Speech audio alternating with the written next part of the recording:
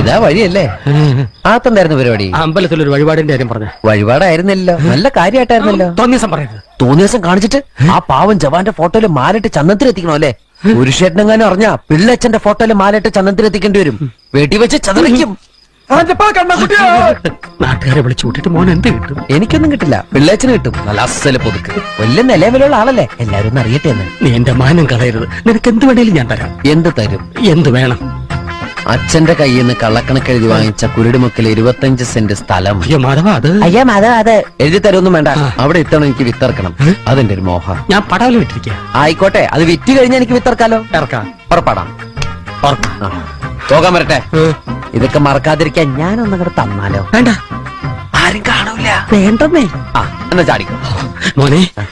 ഇന്ന് നീ അവിടെ കക്കാൻ കയറരുത്. ഇന്ന് അവിടുന്ന് എന്തെങ്കിലും പോയാൽ നാളെ അത് എന്റെ തലയിലാവും. ഓ, എന്നാ മറ്റന്നാളാവാം. അതിന്റെ പിറ്റേന്ന് എന്റെ തലയിലാവും. സ്ഥിരാണല്ലേ? ചാടിക്ക.